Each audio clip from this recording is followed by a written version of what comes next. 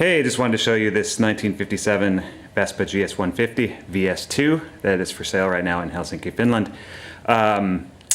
Story on this bike is it was sold new in Sweden, spent its entire life there. I picked it up 3 years ago and have been working on it ever since. It had a sort of amateur restoration sometime in the 90s, at which time the paint was done and a bunch of other things. They added turn signals, new lights, new ignition switch, that kind of stuff.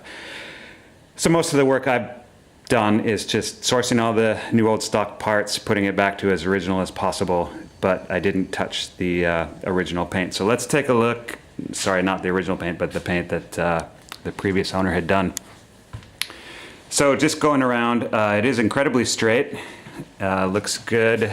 The problem with the paint is it looks fine just passing around it like this, but there are plenty of places in which the prep was done pretty poorly, so it's kind of rough, and that's why I call it amateur job. So let me show you a couple of those places. I'm talking about stuff like, let's see here, like around the Vespa logo here. This was painted over, and so now it's just painted on top.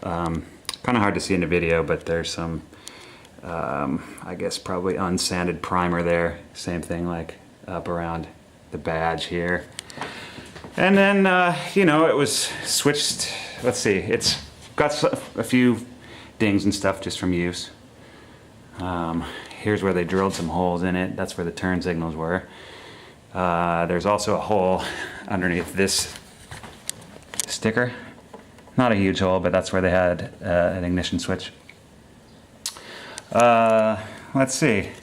Otherwise, just go around it here. I reattached the floor strips. Those are done correctly with rivets, and I don't know if you can get a look here, but they do have the correct crosshatch pattern on them. And up here in the front, this whole front end is rebuilt. That's a new, not new, but it's a plated with cadmium spring.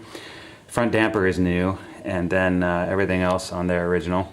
The horn, also the original one. Looks pretty decent. There's some pitting if you look up at it close, so not perfect by any means. Up here, this is a new old stock, the little brim thing on the headlight and the headlight rim.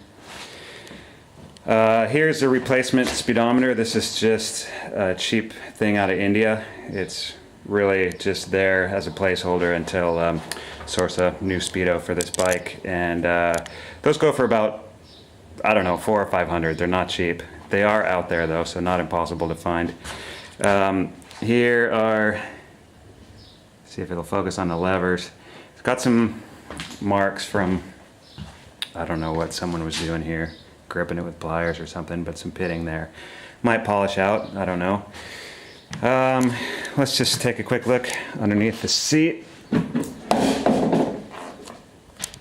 Not much really special there, just, you know, in good shape. That hardware there is the original stuff, except those nuts that hold it on are replacements. And here we go. The bike has an entirely new wiring harness and all the internal wiring. The only thing that's not as original then is in here. Instead of the original rectifier, it's running the bridge diode there. Here's a battery. So at some point it could have the original style battery and a new battery tray tacked on in there, if you really wanted to do things right. And then let's take a look back here at the taillight. This is kind of something that, as far as I know, is unique to the Scandinavian market for these VS2s, which is that it has a brake light. So the brake light is that amber one on the top, and then below it is a tail light. And right now, the way the light is set up, both the brake light and the tail light are in the red section. So I do have some parts that might help to move the brake light back up to the top there where it belongs. The wiring for that, it's kind of so if you look here, there's no brake light switch here as it is on most. And oh, actually take a look while you're there, that's another place where the paint is kind of poorly done.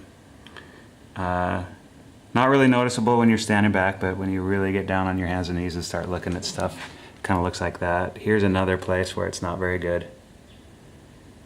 Okay, and then, yeah, brake light switch is down here. It's connected by a spring to the brake cable. So that's about it. I'm gonna just pop the cowl off here, I guess. And so you can get a quick look at the motor. Everything runs great here. I do need to just get a little thing to hold the ignition wire there. That is a new coil, and stator has been rewired. And let's see what else. Bike has new cables. It's running really well right now. The top end has it's been bored out, oversized, and has new piston and top end. Still in the process of breaking that in, taking it good and easy on it, but it does run well. And then I'll just give you a look around here.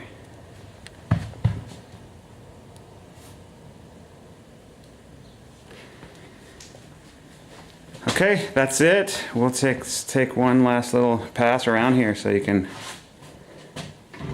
get an idea of what's going on. New Michelin M83 tires on it. I did want to mention the center stand here. It's black, which a lot of times you see they're silver on these. This one, the one that was on here was black and had not been painted. It was a little bit bent, so I replaced it with this new old stock one that I got, also black. So these use a different stand than do the later GS150s. So as far as I know, black is correct there. And then here's the muffler. The muffler is in really good shape too. Here's one last thing, is that I left this on because it's kind of indicative of where this bike has been. A Saab mud flap back there. All right, hey, that's it. So